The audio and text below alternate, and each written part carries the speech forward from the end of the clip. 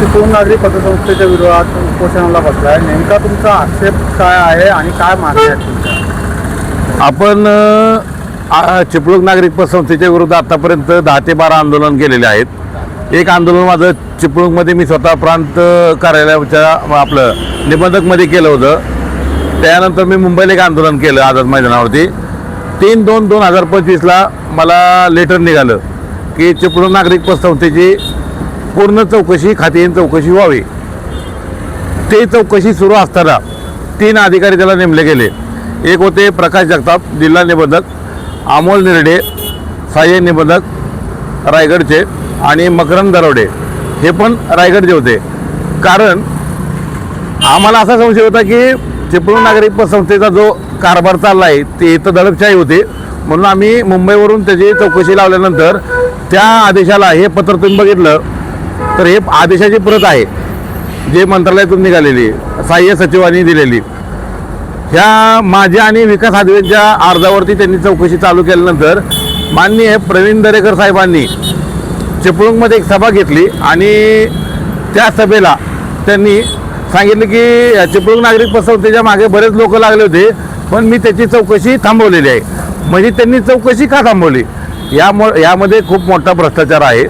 तो आम्ही उघड करण्याचा प्रयत्न करत आहे. पण त्याला माननीय प्रवीण दरेकर साहेब, पंकज भुईर आणि माननीय मुख्यमंत्री देवेंद्र फडणवीस यांनी याला स्थगितीला या अर्जाला स्थगिती दिलेली आहे. आमची एवढीच मागणी आहे की या पतसंस्थेची चौकशी पुन्हा करावी आणि जो काही घोटाळा आहे ते सत्य बाहेर करावं अशी माझी आणि विकास हादवे आणि मॅडमची इच्छा आहे. आता आपण विचारू शकता विकास हादवेने याच्यावरती कितीपर्यंत प्रयत्न केले आहेत, तुम्ही बोला. हादवे साहेब, तुम्ही सारखं सांगताय की पतसंस्थेचे जे सभासद आहेत त्याच्या हितासाठी तुम्ही लढा देताय. नेमका याच्यात गैरव्यवहार काय झाला असं तुमचा आरोप आहे? हे पहा, मी पतसंस्थेचा एक सभासद आहे, ठेवीदार आहे, कर्जदार आहे. दिनांक 14/5/2017-18 रोजी या संस्थेचा मी कर्जदार म्हणून आहे. मी प्रथम कर्ज काढल्यानंतर ते वेळेत फेडल्यानंतर मला संस्थेचे संस्थापक सुभाषराव चव्हाण यांनी बोलवून दुसरं कर्ज दिलं होतं. एवढं आमचे तिथं पारदर्शक व्यवहार त्या बँकेमध्ये होते. काही कालावधीमध्ये असं झालं की मला एका ह्या पतसंस्थेकडून नोटीस आली. नोटीस अशी आली की तुमचं सोनं या बँकेमध्ये आहे आणि तुम्ही या ठिकाणी म्हणजे सोनं सोडवून नेलं नाही तर निलाव्यात काढले जाईल. आणि मी लगेच ते मला नोटीस आल्या मी बँकेमध्ये गेलो असता मी त्यांना ते नोटीस दाखवलं आणि त्यांना सांगितलं की माझं सोनं आपल्या बँकेमध्ये आहे तर निलाव्याची मुदत संपल्यापूर्वी आपण नोटीस का काढण्यात आली. परंतु पतसंस्थेने मला त्याच्या उत्तर न दिल्याने मी पुन्हा जरा माझ्या खात्याशी निगडीत असणाऱ्या सगळ्या गोष्टी काढल्या. त्यामध्ये ठेवी असतील माझ्या किंवा त्या ठिकाणी RD FD असेल अशा बाबतीमध्ये माहिती घेत असता असं निष्पन्न आलं की माझ्या असणारी जी ठेव आहे समृद्धी ठेव नावाची, ही समृद्धी ठेव माझ्या परस्पर त्या बँकेनं काढलेली होती. म्हणून मी अधिक चौकशी करून ज्यावेळी चौकशी करत असताना अनेक काही घोटाळे मला पतसंस्थेच्या तिथल्या असणाऱ्या कर्मचाऱ्याकडून ते कळाले. ते कळाल्यानंतर मी लगेच माझ्या व्यक्तिगत खात्याची माहिती घेऊन मी संस्थेशी संपर्क साधला. संस्थेशी संपर्क साधल्यानंतर संस्थेने मला त्याची उडवाउड उत्तर दिली. उत्तर दिल्यानंतर मी निबंधकांना पत्रव्यवहार केले, त्यांनी उडवाउडीची उत्तर दिली. नंतर मी आयुक्तांना भेटलो. आयुक्तांना हे सगळ्या गोष्टी सांगितल्यानंतर आयुक्तांनी या गोष्टीवर मला सांगितलं की कारवाई करण्यात येईल म्हणून. परंतु त्यांनी कुठलीही कारवाई केली नाही. म्हणून ते 14 जानेवारी 2025 रोजी मी महाराष्ट्राच्या सहकार मंत्र्यांना भेटलो. सहकार मंत्र्यांना भेटल्यानंतर त्यांना ही सगळी हकीकत सांगितली. हकीकत सांगितल्यानंतर त्यांनी स्वतः आयुक्त साहेबांना सांगितलं यामध्ये काय असेल ते पारदर्शक पद्धतीनं कारवाई करणं गरजेचं आहे. आयुक्तांनी हे सगळं ऐकून घेतल्यानंतर माझ्याकडचे सगळे पेपर घेतल्यानंतर अनेक लोकांची पुरावे घेतल्यानंतर त्यांनी या ठिकाणी कमिटी स्थापन केली. या कमिटीचा अहवाल 15 दिवसामध्ये येणं गरजेचं होतं.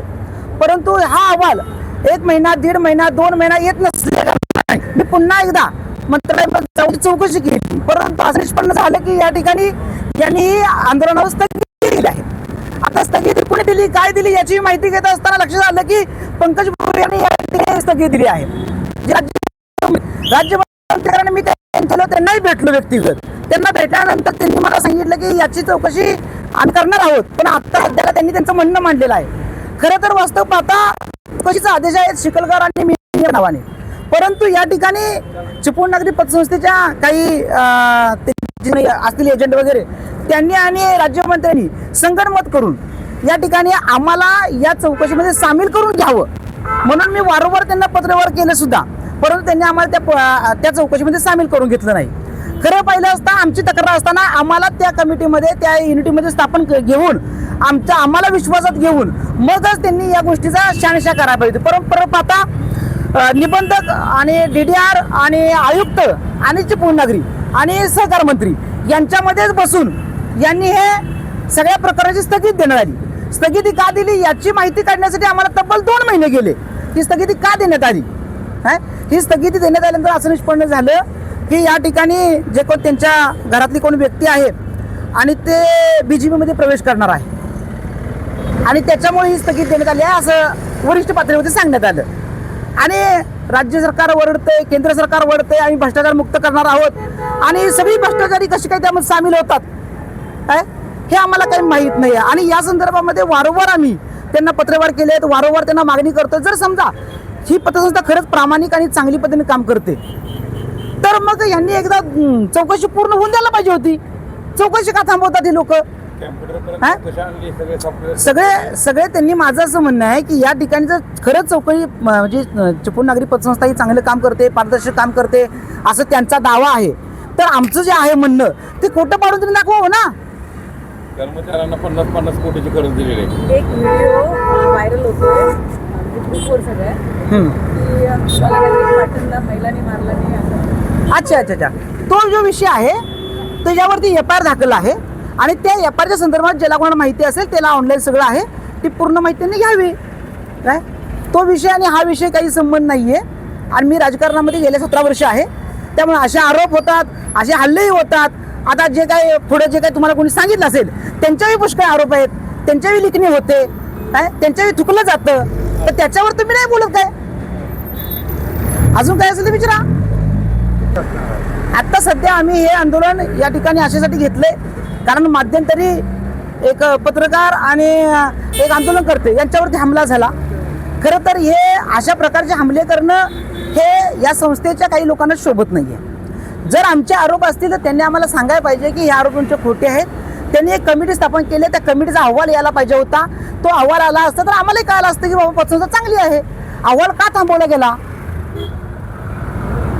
त्याच्यामुळे असा विषय आहे की या जर आम्हाला न्याय नाही मिळाला तर आम्ही त्यावेळी सांगितलं, आताही सांगतोय मी की आम्ही हायकोर्टामध्ये जाणार.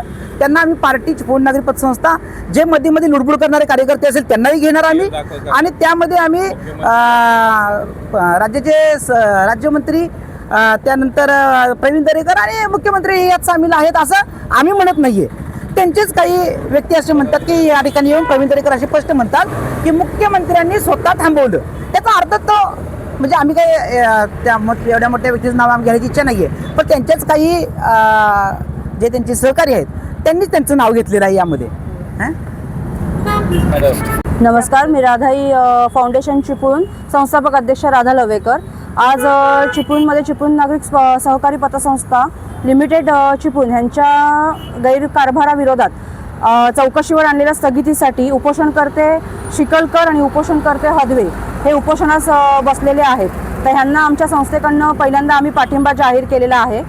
आणि दुसरं म्हणजे आता ह्या पाठिंबा जाहीर करण्याचं कारण एकच आहे, कारण वाढती गुंडशाही आणि लोकांना म्हणजे मारझोड करून किंवा काही करून ह्या लोकांचं जे आराच्या ह्याच्याप्रमाणे वागणं चाललंय ते कुठेतरी थांबलं पाहिजे.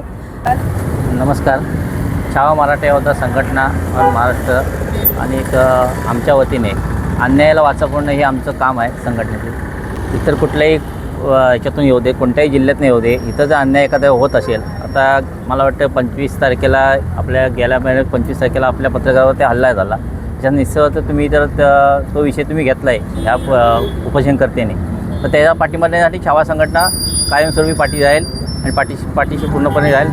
तुमच्यावर अन्याय होत असेल तर अन्यायाला वाचवणं हे आमचं संघटनेचं काम आहे. आणि याच्यासाठी मी छावा संघटनेकडनं उत्तर जिल्हा अध्यक्ष म्हणून श्रीकांत कांबळे यांनी पाठिंबा दिला.